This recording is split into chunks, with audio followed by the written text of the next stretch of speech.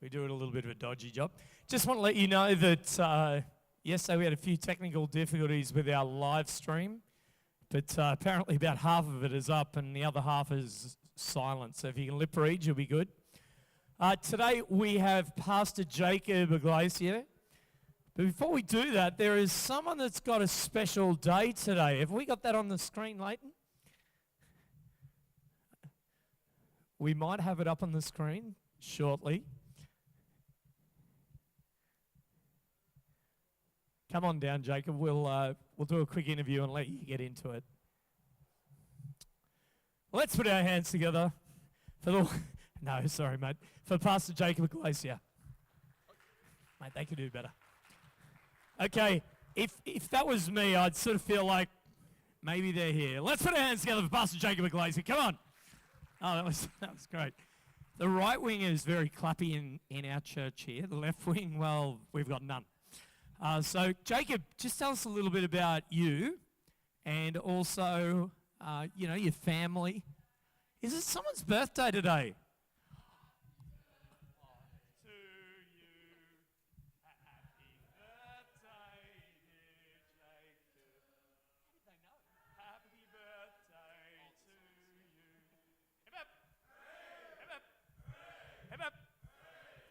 Jacob, I can't believe we asked you to come and present on your birthday and a public holiday. Yeah, well, there it is. So Jacob, you don't need to tell us your age, but you're young compared to us. Tell us a bit about your family and where you pastor. Yep, so my wife's name is Dari, and we actually met at KFC when we were 18. So we were working there, so yeah, KFC lovers in the back. We met there, and... So that makes that we've been together about 12 years. Beautiful. KFC does have some nutrition. So, Jacob, where are you pastoring right presently? Yes, I'm at Noosa. So there's a church there called Croy, and I'm at Noosa Christian College. So doing half-time chaplaincy with young people, and then pastoral ministry with all ages. It's awesome. Now, you've got, tell us about how many kids is on the go. So I have one son. His name's Elias.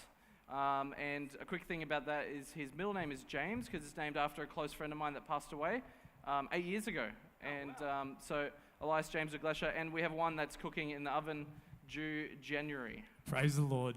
So we're looking forward to... So one and a bit. Yeah, we're looking forward to meeting her. And it's going to be fantastic news. Well, there we go. Now, Jacob... when you were asked to come and present, I don't know who I was talking to, but they said, talk to Pastor Jacob about this particular subject, the real historical Christ. Yeah. Hopefully I got that right. Yep. That could have been awkward. Tell us a little bit about your passions in ministry and with Jesus. Yeah, so my passions in ministry, well, people firstly. That's the first thing that's obviously, you don't get in pastoral ministry if you don't like people. But then after that, it's really before that, and what causes it is that I've just fallen in love with Jesus. And throughout my journey, I've had to kind of think about who Jesus is, what it means that he's a resurrected Lord and all that sort of thing. So it's kind of become a passion of mine, and it was launched by reading the Gospel of Matthew and a book called Desire of Ages. So the two kind of were the start, and now I've been so passionate about this book that I've wanted to go on and study a bit further. So, I've started just recently studying the Gospel of Matthew in further studies, and I don't know, it's just awesome. I like nerding out. Excellent. We're here to nerd. We're here to hear you nerd out. Awesome. In Jesus' name. Now, we'd like to have prayer with you. For those of you who are online, I think that we're up now on live stream. Welcome to you as well. And let's have prayer. Awesome. Lord, we just want to thank you for Jacob. I want to thank you on his special day. He's here to present about you and his passion for you. I pray you bless him now. Is our prayer. Amen. God bless you, mate. Thank you so much, Pastor Sean, and to everybody I actually didn't get a clicker, so I might just throughout, or if there is one, I'll use that. But I actually was really excited because Sean asked me to speak, and I said, there's only really, when it comes to apologetics, there's only one area that I've spent a lot of time in, and that's it. Reading about Jesus, the history, and all that sort of thing. So I felt very privileged that you would pick a 29-year-old then, 30-year-old today, which is kind of cool. So, hey, thank you so much. That's the next button. Nice. You're the man, Jono. Thank you so much. So I felt very privileged, for starters, that I could be asked, but also I felt the weight and the burden. I am only 30 years old. There's people that have studied this for their whole life, and they're twice my age, and there's some great people out there who study this topic and deliver it very well. And also, I thought I'd just clarify one little thing. The Case for Christ is a title of a book that is written by Lee Strobel, and he is a lawyer, and he's very much driven by this desire to set a case up. So I use the title because it explains the point that we're looking at the historical Jesus, but I'm not a lawyer, so I will approach this a little bit differently, but I hope that still you don't feel like you've been ripped off and gone, well, we wanted Lee Strobel, give us Lee Strobel. So yeah, please hold the riot till the end, and I'm sure Sean Berkeley will be the one that you can take it out on. No, I'm kidding. So let's give this a test. Fantastic. So I did put a bit of a quick bio, but yeah, I think we've covered it all. So, yep, married to Dari, father to Elias, pastor and chaplain in Noosa, and I guess I could add nerd in there as well. This is my wife and my son. Yep. Hey, thank you. I thought I looked all right in that picture. Oh, it's for Dari, righto. So, yes, that's Dari. We met, like I said, at KFC over the chicken wings, and we got married in 2016. So we've been married this year, well, I can't do maths. Is that 6 years? 6 years, yes. And there's Elias. He's an awesome little kid. Oh, I pressed the wrong button. All right, so, well, a little bit about me also is that when I was at the age of 15, I decided to do something that a lot of teens think about when they're entering into year 10, and that's actually leaving school, not completing the full education experience. And I actually decided to leave at the age of 15 and go and work for a motor trimming company. So I took on an apprenticeship. Motor trimming is about doing the interiors of cars and all that sort of thing. And when I started doing that, I really got into it, but the pay wasn't the greatest, so I was still working at KFC at the time. But after working there a few years, I got to the point where I said, it's not cutting for me. I had a pretty bad workplace, so I decided to go back to school. And if you can see there, this is actually at the end of 2011.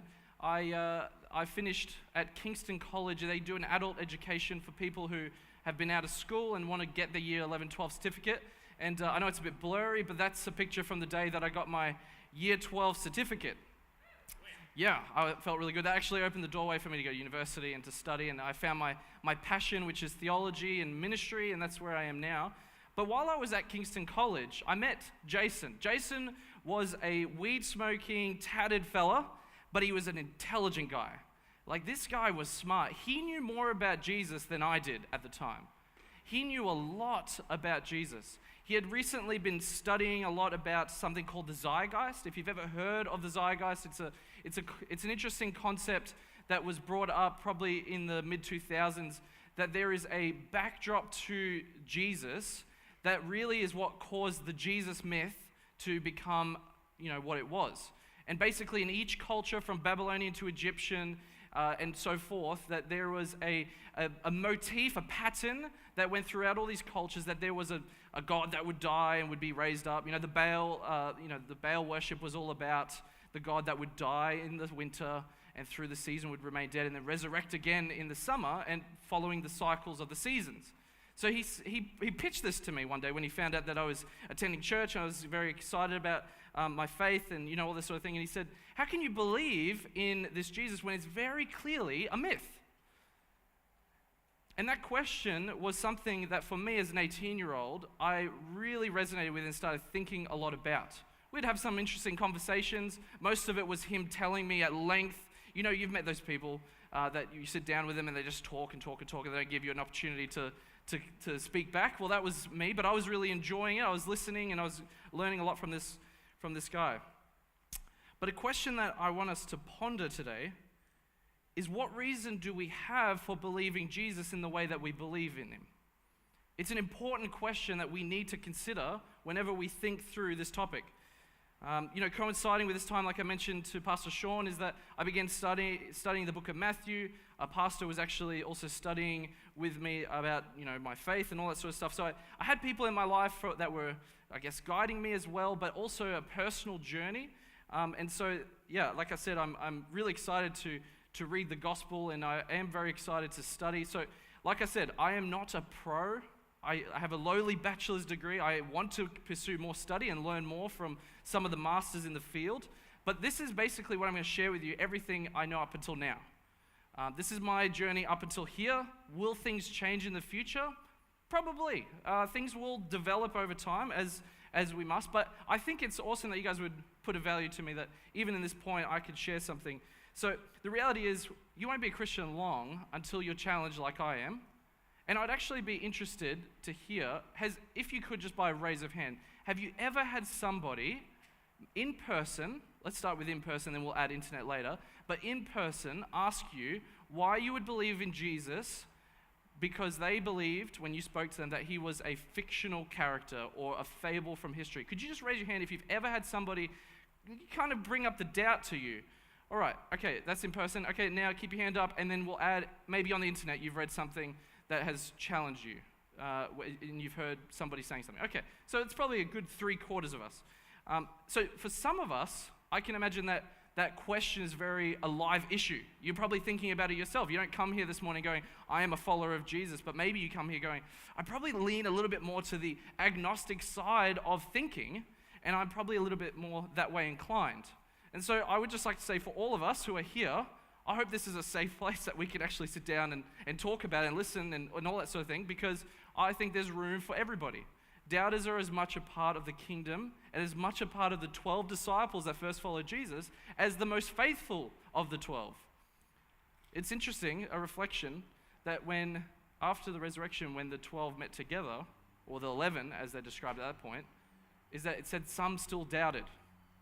And Jesus was willing to give them the Great Commission. So I hope that you don't feel like you come in here and you're going to get bashed and you're going to be told if you don't believe, then it's all over. But I hope this will be an opportunity for you to think through the question, to ask, hopefully prod you in a particular direction to think about it. But you're definitely welcome here. So to quickly set a small boundary around our conversation, we could go wild here. But Jacob, what about the existence of God? Prove to me that God exists. These kind of questions, while good, are a little bit outside the purview of our discussion this morning. I think we got to stay focused. If we want to talk about other topics, we can, but for this morning, I want to take a bit more of a humble approach and just ask the question about who Jesus is. And a little bit more on that in a second. But firstly, I love this quote. N.T. Wright says, if it happened, then it matters.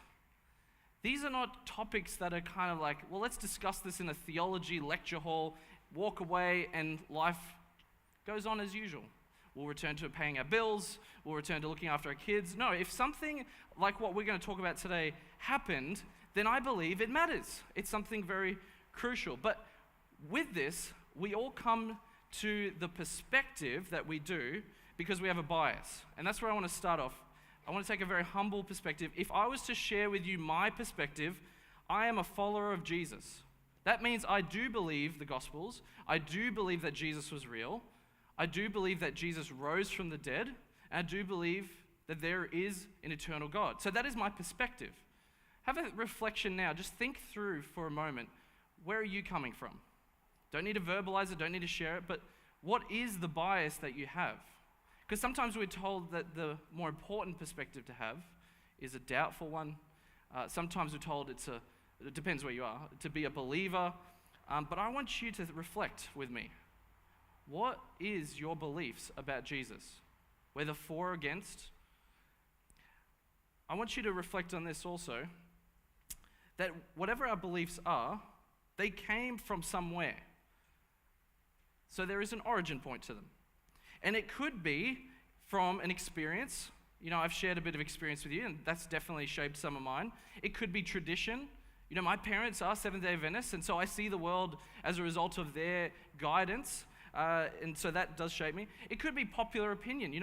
Maybe the large bulk of the people here are followers of Jesus too, and so therefore that does solidify me in my thinking. We are very much shaped by our community, and it could just be my feelings. It could have had a personal impact on me. But whatever it is, I just want you to reflect. Why do you come to the perspective that you come to? We're going to spend a bit more time talking about that. If we were to look through church history, we would actually see that The reason why people have believed over the centuries has changed. You know, not everybody believes for the same reason. If I was to go, and I wish I could, as a pastor, like, I very much appreciate hearing the perspective of people, and I'm kind of sad that I look around and I know quite a few of you, but I wish I knew all of you really well. But if I sat down and asked each of you, why do you believe, you would each tell me something very different. Some of you would overlap. Some of you would say something wildly different. Some of you would contradict. It's just the reality of the human experience. You know, if we were to talk about the early 2nd and 3rd century depicted in the art piece on the left, the reason that they said that Jesus was raised from the dead and was God was 2 reasons. One, his moral teachings, his ethical stances, and everything he shared, his great oratory. This was one reason. The second was the messianic prophecies fulfilled that were written about him years in advance in the Old Testament prophets. But if we were to move along down history, what we actually discover is, as we listen to the writers and the Christian authors that we have, depicted here, like in the second picture from medieval eras, we would notice that they would focus more on the eternal nature of the church.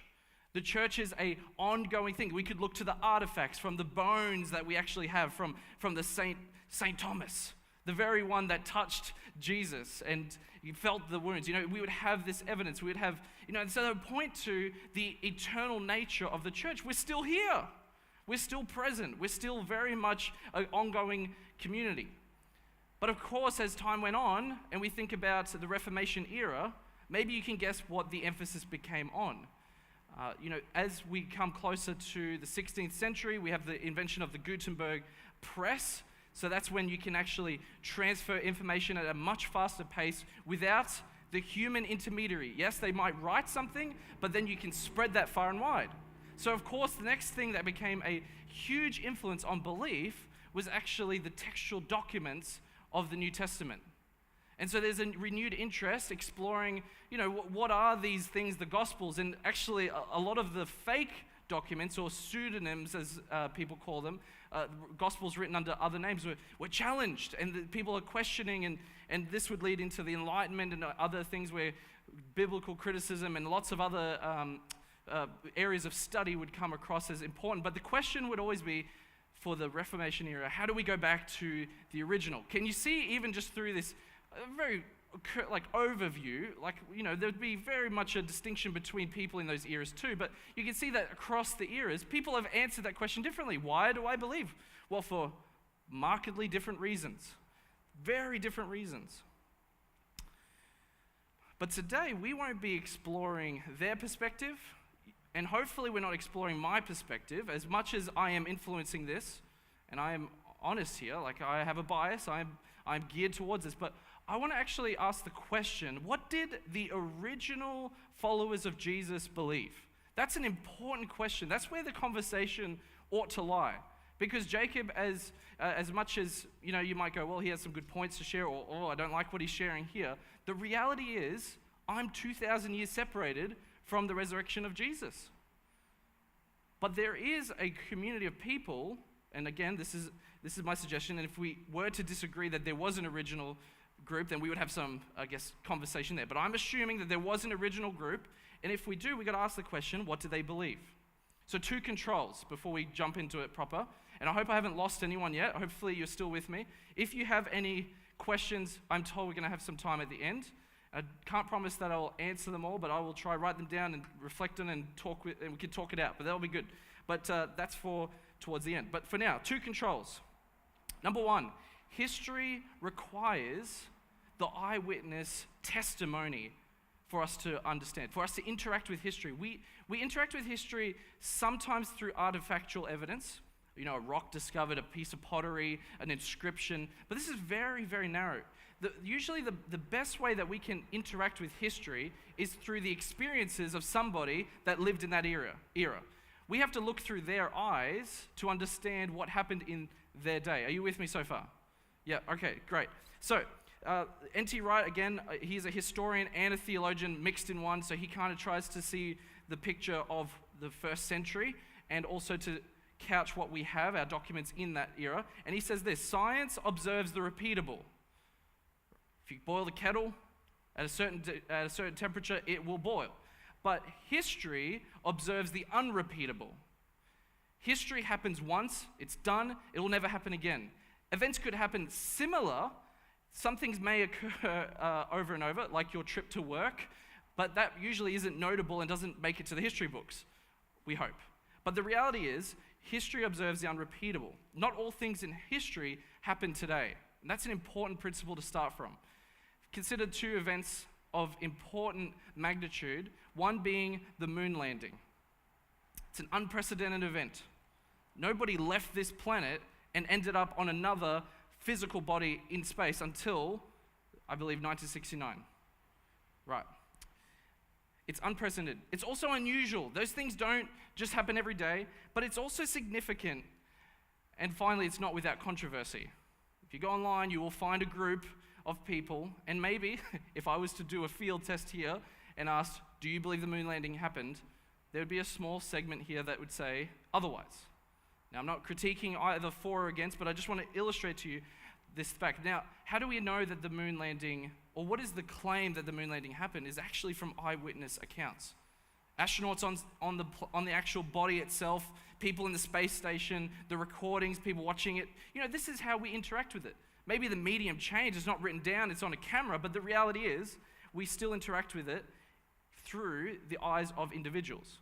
Secondly, and this is actually an interesting one to think about, the Holocaust. The Holocaust is another event which is, it's unprecedented, it's very unusual, it's very significant, but the only way that we can really interact with the people that died is through eyewitness testimony. And you know why? The Nazis were very good at cleaning up their mess. There is no physical evidence to some of the people that died. We might have some records, but even then they were very, very meticulous in making sure it wasn't clear and who was the people that were being killed in those camps. So how do we access the information? We actually access it through eyewitness testimony, through the experiences of the people that survived and went through it. It's a fascinating thing. If we were to remove eyewitness testimony from historical study, you would end up with nothing. And if you doubted it significantly enough, you would actually question some of these key events as if they never happened. And actually there are, if you go on some online forums, you can find groups that question every event that happened before 1960 and suggest that it was all made up for a different reason. But we're not going to go down that rabbit hole because that could be an interesting conversation. But the reality is, eyewitness testimony, very important. Control number 2 that we need to use here this morning is that we're looking at the historical Jesus. The scholars often like to separate the Christ of faith from the Christ of history for a reason. We have personal experiences, don't we? We listen to music that lifts our souls, and we can hear worship music that exalts Jesus, the resurrected Lord, but often those experiences are just that, they're experiences. And if we're not careful, our cultural lens can shape the Jesus that we follow. So I actually think this conversation is useful for us as a church community, as a wider community, to ask the question, who was Jesus? How do we get back to what he was teaching? How do we continue what his methodology was and live up to that?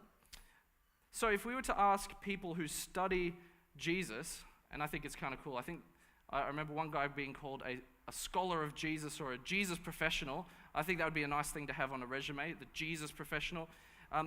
You have a large group of people that study Jesus and the historical Jesus, and they're on a spectrum, but there is a consensus. Everyone from Bart Ehrman, who, if you want to write down his name, Bart, like from The Simpsons, Ehrman, E-H-R-M-A-N, you can look him up. He is an atheist, but a scholar of the New Testament. He studies Jesus for a living. He writes extensively. And you can go all the way to the other spectrum, like N.T. Wright, who would say that Jesus was a real person, the resurrection really happened, and you got everyone in between. But this is the consensus. Are you with me? I'm going to read 4 points. Jesus was a real person alive in the 1st century, Second Temple period. This is based on the historical evidence we have. Jesus claimed to be the Messiah and amassed disciples as a teacher and prophet in Israel. Jesus taught, people followed. Point 3, Jesus was crucified by the Romans and was buried in a tomb. And point 4, the early followers of Jesus did not disband, but claimed that Jesus was resurrected on the Sunday and started a new movement. So this is the consensus. There might be some distinction here and there. Might be some question about how much of the Gospels is reliable, or if all the events happened as they were written down. But the reality is, those 4 points, a lot of people agree on, who study Jesus for a living and do it from a vast spectrum of thinking. So today, I've shown you a little bit about history and a little bit about me and what scholars think, but what I want to spend, putting that to the side, and I've asked you to reflect for yourself, but I want you to think about, and I want to talk with you about, what they believed, the first followers of Jesus, why they came to believe it, and how do we know that what they believed was true. And I want you to keep reflecting. I already asked you your bias, but I want you to reflect on this. Why do you believe, or disbelieve, as the case may be, and I hope you're here in the room or online, why do you believe or disbelieve the existence of Jesus as currently taught or as shown in the Gospels? If there is a real question, verbalize it in your mind. Think about it. Articulate it. Is there something that is compelling to you that makes you believe or disbelieve? And I hope that we can journey together this morning. All right. So let's jump in proper. The Gospels is probably the best place to start. Claimed to be written by the first followers of Jesus, or recording what the first followers of Jesus said. The Gospels, what are they? What is the method that they used to write them? And what is their point? If we were to go back about 10, maybe 20 years, a lot of gospel studies usually put the Gospels into the category of folk tales or oral traditions that were put down into writing after a few generations. But more and more now, the genre or the type of writing that people are saying that the Gospels are, based on their comparison with other documents from the first century, is a bios. You could translate that to biography or to lives, as you might have it. There are many lives that existed in the first century and before. Scholars like, or historians like Nepos, there's Lucian of Samosata. There's a lot of different biographies that are written, and when you compare them with the Gospels, a few key points stand out of similarity. Number one, they're introduced to the person written in the heading. The person they're writing about is right there at the beginning. This is the story of Caesar, and they would start elaborating on that. They'd talk about Nero, and they'd talk about this individual. They would write about recent figures, usually in living memory. So they either knew them personally, or they sat down with someone who knew them personally. And ancient readers, when they picked up the Gospels, they wouldn't have been thinking, well, this is a fantastic new novel on the level of George R.R. Martin's Game of Thrones or Harry Potter. They would have picked it up and gone, this is like a biography. I'm going to interact with a person from history that was living. Because we have lots of comparable documents that actually resemble, they have a start to the story, someone being born, which exemplifies a key point in their life, and then they die. And we see those same themes coming through in the Gospels. Consider Luke 1 to 2. It says, many have undertaken to compile a narrative of the things that have been accomplished among us, just as those from the beginning were eyewitnesses and ministers of the word have delivered to us.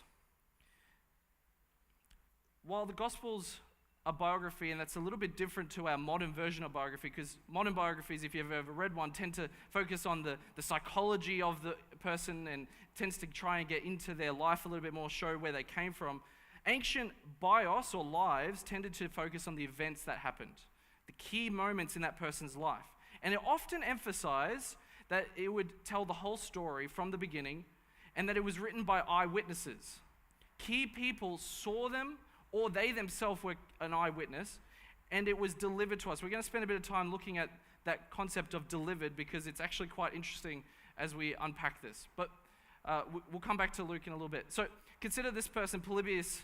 He wrote histories, and he was born in 200 BCE, so 200 years before the birth of Christ. He's Greek, so he writes about a lot of Greek events. But what you do notice is some key themes of investigation and eyewitness. Check this out. Since many events occur at the same time in different places, and one man cannot be in several places at one time, nor is it possible for a single man to have seen with his own eyes every place in the world. I mean, just think about it. Whose eyes would you like to see through?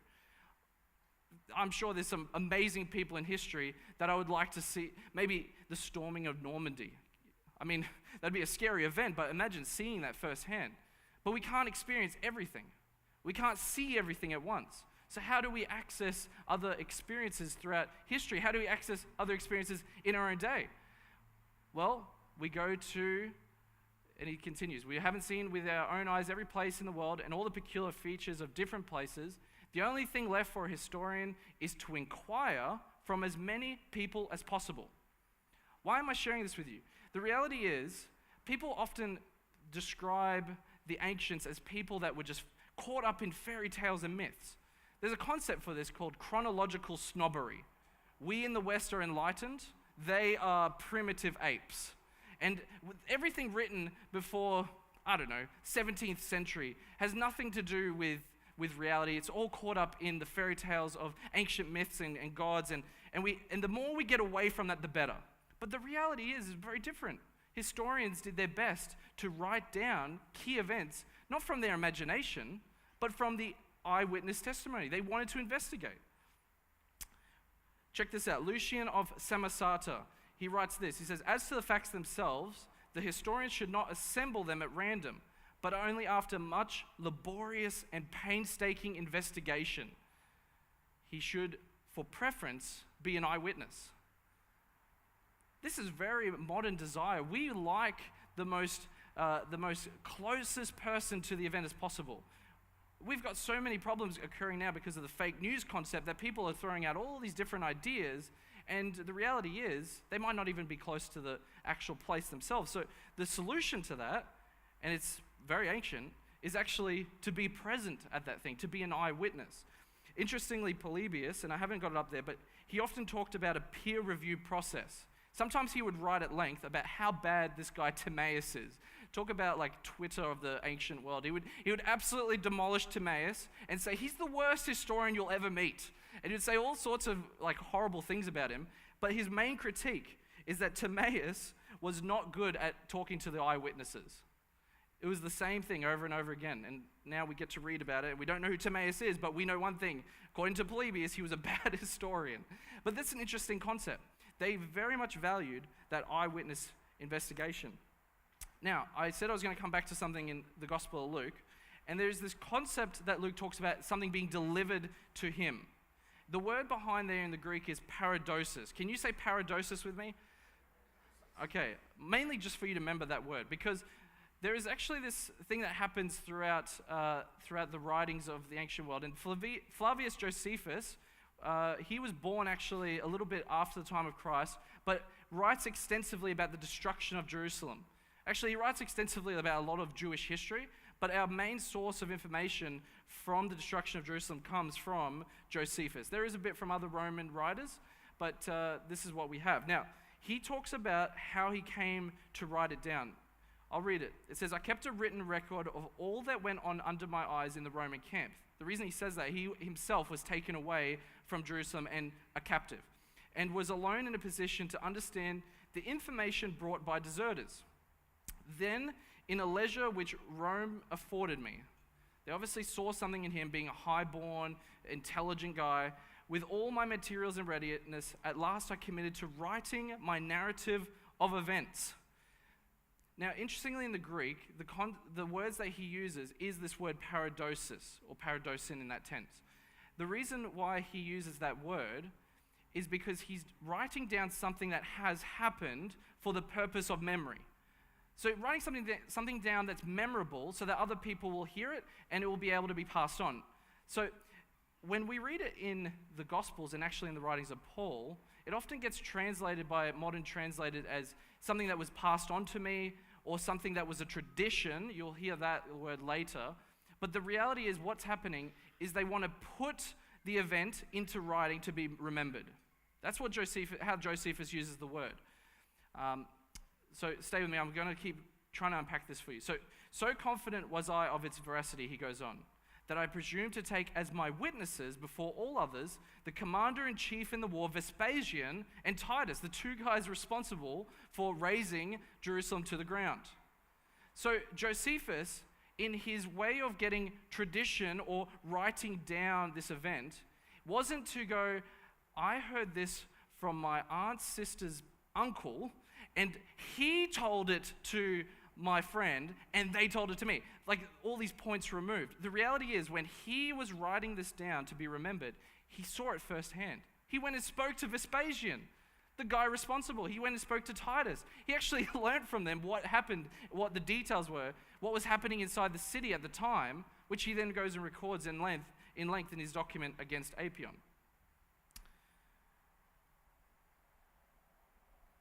It's very important that we make this distinction because, as I said, a lot of scholars used to think that the way the Gospels were formed was that it happened around a campfire. So here comes Matthew. He's John's disciple, and he was born in Crete, and he became a follower of Jesus because Paul came through about 25 years ago. And, he sat around the fire one night, and John's, master or teacher was Matthew. So he explained to him how Jesus died and rose again, and this is how I came to the understanding. That was a common understanding that shaped a lot of the way we read the Gospels. But if we actually look at the way that they claimed it happened, it wasn't that it was being passed on from generation to generation, but it was actually people going directly to the source and asking the question, what happened? Can you please explain to me what happened? And they would do so. For example, 1 Corinthians 15, 3-7, a person who was not an eyewitness of the empty tomb, which we're going to talk about very soon, was Paul. And Paul's documents, or Paul's letters, are some of the earliest we have in the New Testament. It's believed that Corinthians could be around 53 CE, so about 20 to 25 years after the death and resurrection of Jesus as claimed by the Gospels. And this is what he says, I delivered to you as of first importance what I also received. He's making it very clear that this is not something fresh from him. But the word therefore delivered, and you'll be able to guess this pretty quickly when we look at the original Greek, is paradosis. The concept of something that was written down and is being passed around, but where is the source? It's not the campfire, it's actually someone's eyewitness experience. So he doesn't think it significant enough to share his own experience, but he wants to pass this on. He says that I received that Christ died for our sins in accordance with the scriptures, that he was buried, that he was raised on the third day, and he goes on to share how many people saw that. He is very careful to explain who the people were that saw it, the eyewitnesses. A lot of people have read the Greek, and I've had a go at it myself, and I do notice something a little bit interesting. Words that appear in that section there do not appear very often anywhere else in Paul's writings. Now you could say maybe he just chose some fancy words, but if you have, you've been listening to me a little while now, I tend to use similar words in my vernacular. I'm not very varied, and I'm not, I tend to stick to what I'm comfortable to. You will do the same. Have you got a friend who likes to use catchphrases? I wish I was that guy that had a really witty catchphrase. I have a mate that always comes up with a funny catchphrase and he uses it over and over again. I know when he's talking because he's saying those things. But this part here, from the colon, that Christ died for our sins, that all that comes after it, looks very different. And what scholars believe is that he is quoting from a piece of writing earlier than his letter. What's the significance of that? The significance is that by 53 CE, people were claiming that Jesus died and rose again. 20 years after the fact. If this was a long-term traditioning, campfire from campfire, then a bit of, fairy tales are coming in as a result of, Chinese whispers, the whole thing, the stories change over time. That's a very short period of time for that to happen. A very short time, 20 years. If we go back to Luke and we remember, he said that he himself went to the eyewitnesses and ministered the words that have delivered them to us. Paradosis, this concept. If we think about Josephus again, the methodology was, I want to sit down at the feet of Vespasian and Titus. Luke is going to the feet of the eyewitnesses. Who were they? Well, as you read through the gospel, it describes them. Matthew, John, Peter, Mary. Key people that were there.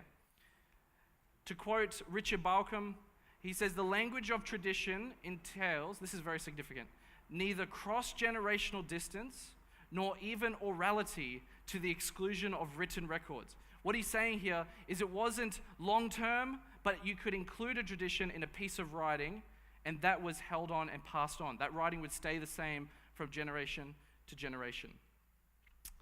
Now, to solidify this point a little bit, I think it's good to go to the next generation of Christians. And maybe you've not heard of this guy, but Papyrus of Hierapolis is considered to be of the next generation of Christians beyond the New Testament.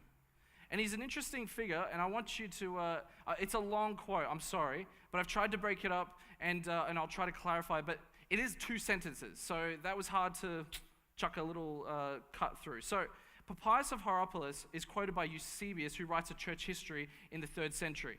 And he only has some quotes from him, and he chucks it in the church history, but I want you to check out something really significant here about the Gospels. He says this: I did not enjoy those who have a great deal to say.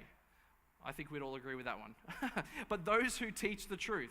Nor did I enjoy those who recall someone else's commandments, but those who remember the commandments given by the Lord to their faith. Translation: I don't like secondhand information. I like to go to the source. He goes on, and if by chance anyone who had been in attendance on the elders should come my way, I inquired about the word of the elders. There's that investigative desire there yet again. That is what I inquired about the word of the elders. That is what, according to the elders, Andrew or Peter said, or Philip or Thomas or James or John or Matthew or any of the Lord's disciples. And whatever Aristion and the elder John, the Lord's disciples, were saying. Why have I highlighted said and were saying? Well, he actually draws a distinction here. There's a group of people that he describes, and you may know those names. They look familiar if you've read the Gospels or the New Testament documents. They're people that are key figures. But notice that it's past tense. It's what they said. But Aristion and John the Elder, it's what they were saying. What can we deduce from that? Well, the first group likely have passed away. You can't go and talk to Thomas anymore. You can't talk to James. They're deceased, either executed or died of old age. But Aristion and the elder John, the Lord's disciples, are still talking about it. Press the wrong button. It's interesting, if we were to look at where Hierapolis is, and if you can see that little yellow dot there, Hierapolis was a urban center at the crossroads between the north and the south and the east and the west. So it's very likely that Papyrus just sat there and watched people passing through day after day. Here comes somebody who studied under the elders who learnt from Matthew himself. And they would come into town and he would ask them, tell me what Matthew used to teach. Tell me. I want to know about John.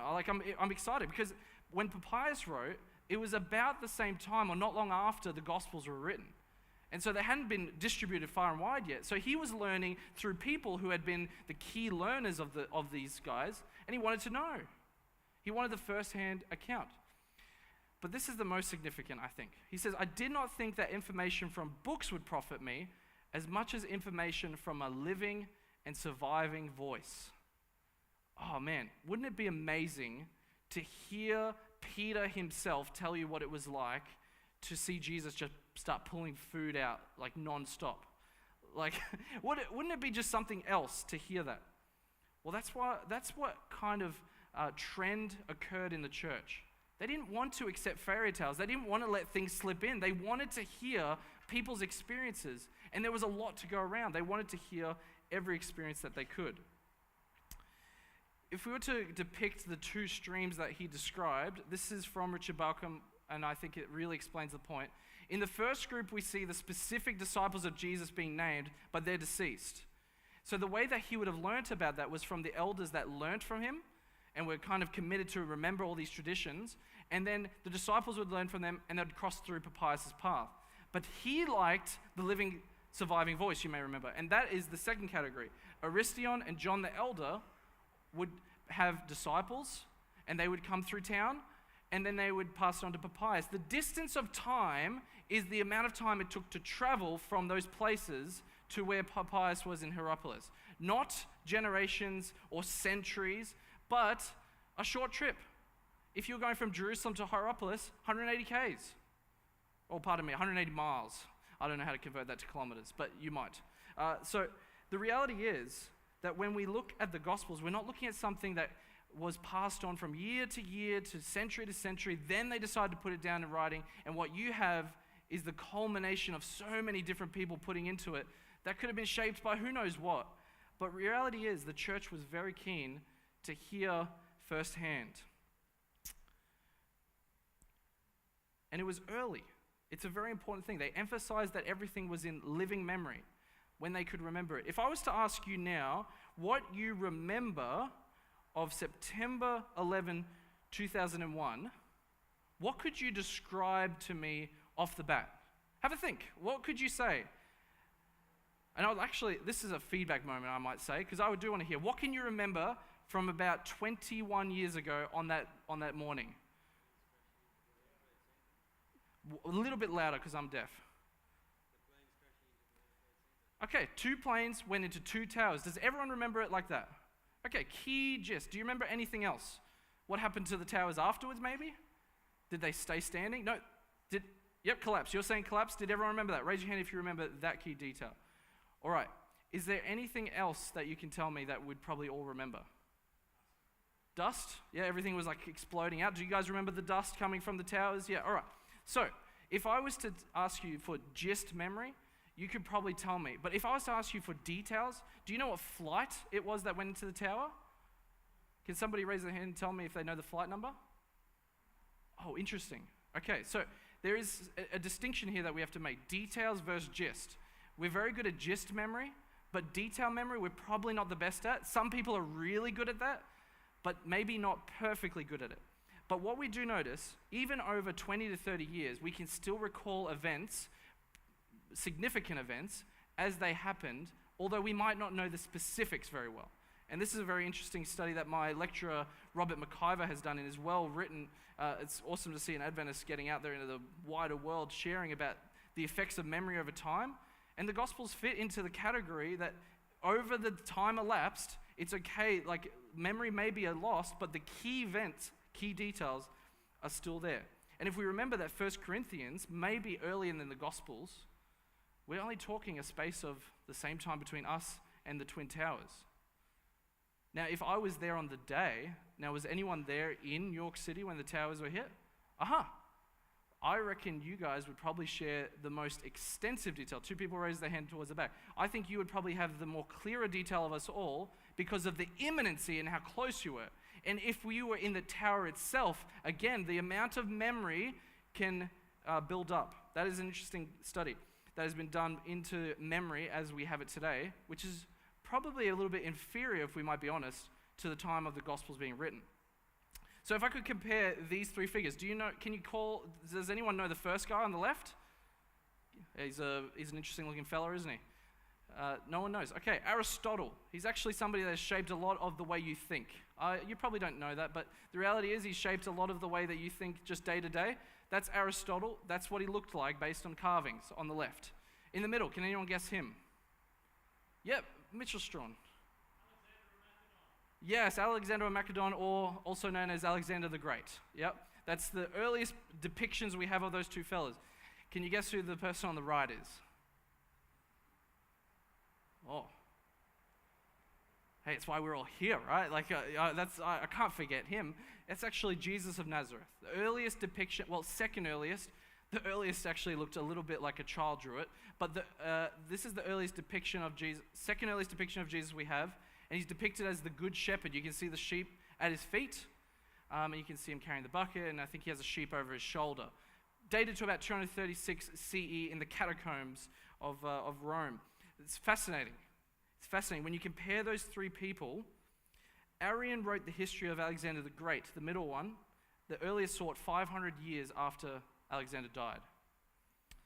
If I was to compare to Aristotle, the guy on the left, Diogenes Laertius, a very Greek name.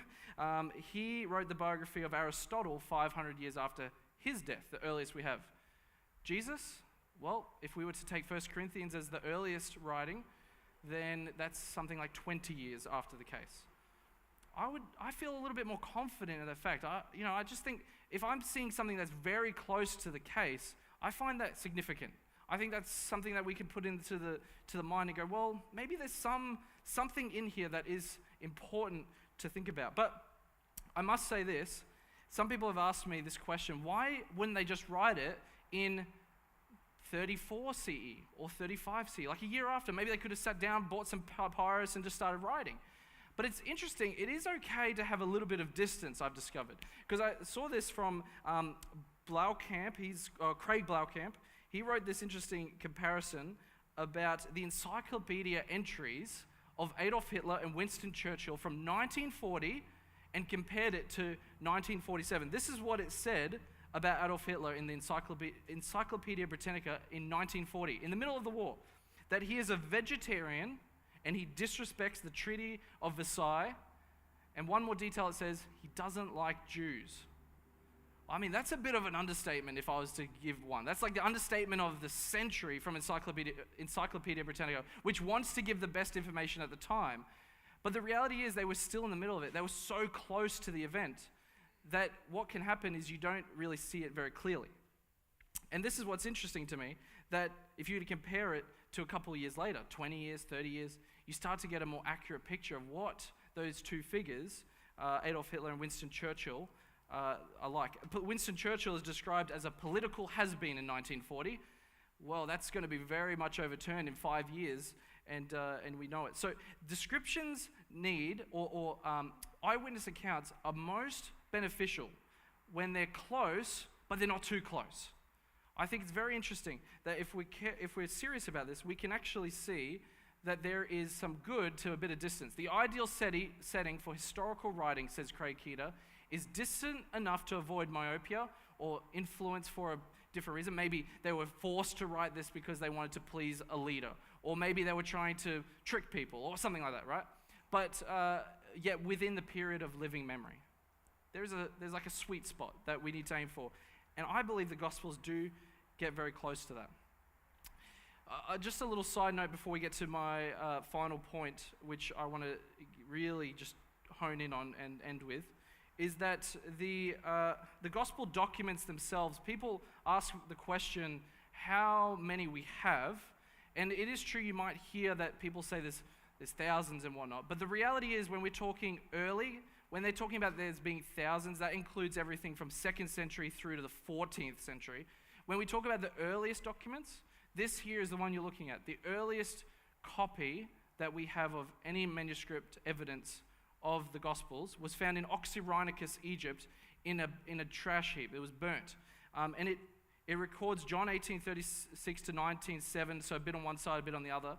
And scholars, even the ones that are very skeptical, date it to latest about 195, like the most skeptical. So that's still 2nd century. That's very close to the events.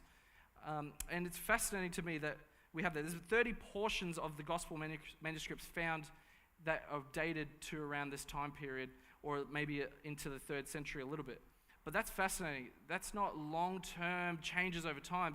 This passage reflects very much what we call the Codex Sinaiticus, which is what a lot of more modern translations or newer translations are using. So this particular papyrus looks almost identical to the one from the 4th century. No change in between that time. It's a strong textual connection. This is cool. I thought I'd just quickly show you this because I know down these things. It's called Papyrus Oxyranicus 3035. It's an arrest warrant found in there's like all sorts of stuff. There's like receipts in there and everything thrown into this pile. And this one's dated to 28th of February 256. And it's put out for the arrest of Peter of Horace, a Christian. And usually arrest warrants, other ones that are around that we have, extant ones, they have a reason. Like Peter he's a naughty boy, he's been stealing. This one has nothing. It just says that he's a Christian. That was his crime.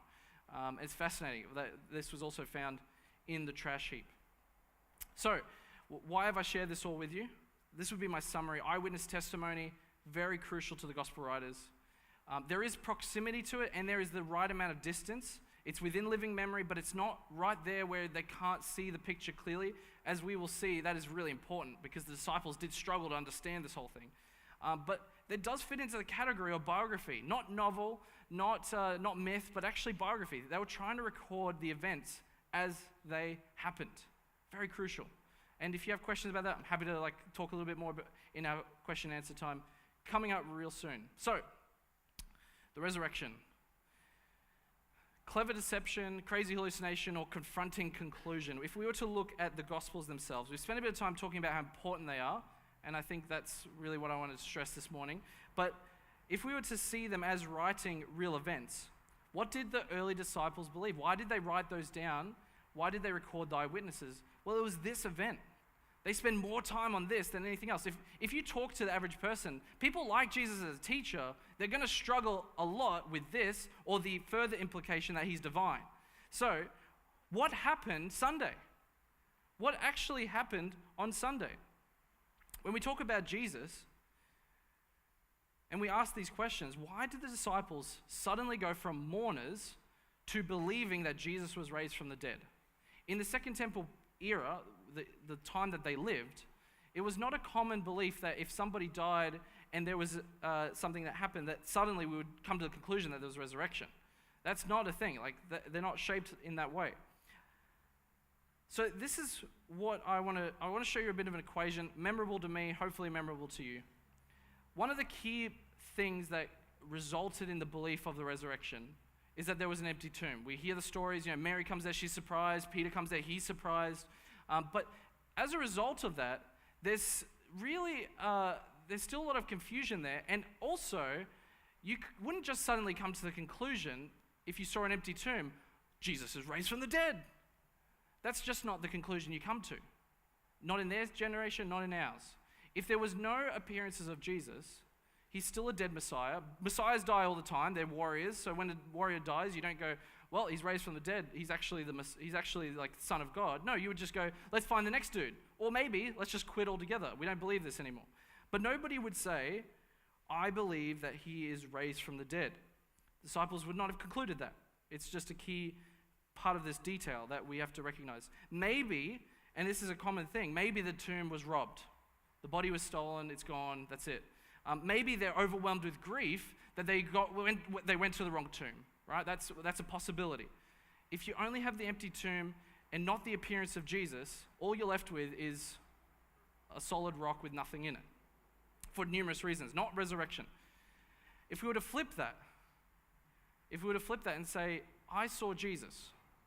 If somebody died and you started seeing them, people wouldn't just jump to resurrection. That wouldn't be the terminology in their day nor in ours. If we said that Jesus appeared to me, we would conclude that we're maybe having a hallucination. Maybe we're so racked with grief or guilt, as the case may be, that we saw his apparition. But you wouldn't use the terminology of resurrection. Resurrection in the Second Temple period literally meant a living body walking around that you could touch and taste and handle and all that sort of thing, right? So the appearance of Jesus without the empty tomb would just result in that sort of conclusion. No resurrection. They would just say, well, there's the body. And that would remove the psychosis. That would remove the deception. They would say, well, the church is clearly wrong. We have evidence for the body. Here it is. And no belief in the Second Temple era exists of claiming a ghostly appearance or hallucination as a physical body resurrection. That just doesn't happen. But if we were to bring these two conditions together, as the Gospels describe it, as the church taught it, here we have how the church describes it. I'm going to read these to you. An empty tomb with no body points to something happening on that day. Something did happen. That's just one conclusion we can draw from that whole event. Something happened. And even the report that the body had been stolen exemplifies this. The tomb is empty. There's nothing there. Maybe if you just had that stolen, or maybe they went to the wrong tomb, but the reality is, even the rumor that the body was stolen says that there's an empty tomb. But the appearance of Jesus is when they started to draw the connections. And actually, as we read the Gospels, they describe the disciples as doubting, confused, questioning. When they see Jesus, they're still frightened. Some of them even say, it's a ghost. That's their first conclusion. That's the worldview that they live in. So the appearance of Jesus was a startling experience. The disciples saw, touched, and spoke to Jesus, though. And without the two together, you have two competing reasons. But when they are brought firmly together, we have what you would call a necessary condition for belief. That is, it makes the most explanatory sense of why they believed. Why they came to the conclusion they did. Not why did they go home and start mourning for the next 40 days, but why did they start going around telling people there is a living Jesus raised from the dead. It's hard to explain that change and that shift without that key point. If we were to say, well, it's cognitive dissonance. Cognitive dissonance is the unwillingness to accept reality. You just can't fathom it, so you create a new reality in your mind. They so badly wanted to believe in Jesus that instead of facing his death, they claimed he was alive. But what we actually see is that they don't ever think in these terms. The first followers of Jesus weren't hoping or expecting for him to come back. They were hoping and expecting that, well, they were hoping they wouldn't get caught, and they were expecting that they would. They were part of a failed revolutionary movement. So the reality that we're left with these two things is two things. Number one, there's something in historical study called double dissimilarity. Double dissimilarity. It's different to what came before, and it's different to what they believed after. It's an unprecedented, unusual, significant event, akin or similar to the Holocaust, or similar to the moon landing. It's an event that's different, it's weird, you wouldn't make it up because it didn't fit into the picture. It kind of sits there weirdly. I don't know if you've had a family photo and there's somebody that just ended up in that family photo, maybe an ex-girlfriend, an ex-boyfriend, and they're in that photo and you look at that photo and it just ruins the photo. It doesn't quite fit there anymore, right? Like, it kind of stands out.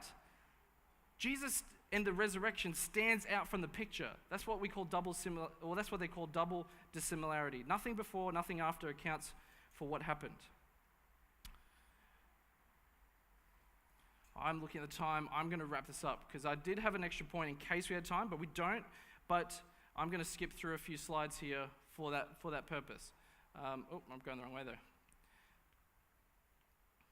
Yeah, so if I was to summarize everything here, they believed it is a key concept, and it led to them coming to the position that Jesus was raised from the dead. Why did they come to that position? That's the question we have to answer.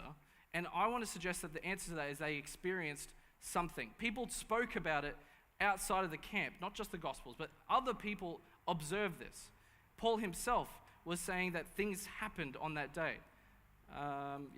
Keep it going. All right. And that's why I want to come to the implications before our question time. If it happened, you remember I read the beginning of this quote earlier. If it happened, then it matters. The world is a different place from what it would be if it didn't happen. The disciples' world, the first followers of Jesus, their world was changed. It was very different afterwards. Yes, they struggled with it, but this event shifted their thinking. A new thing resulted from that experience. When they saw Jesus and touched him, when they saw the empty tomb, together they came to this new conclusion: Jesus is raised from the dead. And you know, if somebody has been raised from the dead, then I kind of want to know about that thing. I'm curious about that very topic. Something is different as a result of that. If it happened, then it mattered. The world is a different place from what it would be if it did not happen. And so I want to suggest to us that there's no neutral ground. This is a time to think about it, reflect on it, and I hope that I've at least prodded you in the direction of, I want to explore this a bit further. I know I have been on that journey a while, and I said I'm going to be on it for a lot further, but I would just share one key thing. Sometimes the tendency with some people, as soon as they hear stuff like this, I'm going to tell Bob at work, and he's going to hear about every single manuscript tradition. He's going to get the truth as it is in Jesus. You know, I'm going to really give it to him and spend 4 hours lecturing him against his will. And I hope none of you were forced to come here against your will. But, you know, the reality is, how do you share Jesus is not by giving them manuscript traditions or trying to prove the resurrection. Because the reality is, a person who argues for Jesus against the will of another person, you get nowhere. Blaise Pascal said, the heart has reasons that the mind knows nothing about. If the heart is convinced in a particular way, remember I asked you to reflect on this. Why do you believe? What are the reasons that you've come to the perspective that you have? If you believe in something, you came to it for a certain reason. It wasn't always because of logic, truth, and history. I'm glad if it is. But arguing for Jesus against someone's will is actually very painful. I would suggest the solution is to live the character of Jesus, to live the life of Jesus, and to live the love of Jesus first. Then when people ask questions, as the case may be, then to offer them, reasoned perspectives of why you came to your conclusion. And I hope that if you're a doubting person, there's place for you here. Thomas was in that room. He was the one that said, I don't buy any of this, guys. I hope that you feel comfortable to be in the room of your church, and I hope as churches we do that very well. Sorry, that's my pastor's heart coming out, but the doubting Thomases, you're welcome. The people who disbelieve, you're welcome. You're even part of the crew that received the Great Commission. So anyhow, I want to leave it there. I'd love to hear your questions if there are any, and I will try my best. Oh, right, I stay here? Yep. Well, Jacob, we're really proud of you, mate. Let's put our hands together for him. What a great presentation. It was excellent. Thank you. I was sitting there and I was thinking of some of my classes back at college, and we had Rob and a few of those guys lecture us too, and they'd be very, very proud of your presentation today, Jacob. It was excellent. Well, we'd like to give you questions. For those of you who do need to get going, we understand that as well. But Jacob will be here for a few minutes for questions, and then after that, if you've got some little things you'd like to discuss with him, I think Jacob's going to hang around for a bit as well. Sure. So I think we've got Dane over here with and I'll stand over here. So put your hands up. If there's no questions, well then you'll be free to come down. Awesome. Very full on. And the question from Anna. You're awesome. Hey Jacob. Thanks for your presentation. I wondered, where did you get most of your info from? Do you just read like 20 scholars and then summarize it, or is there a scholar that you follow that really unpacks multiple scholars? Where do you get your info from? Oh, good question. I think the more interaction you have with more people, the better.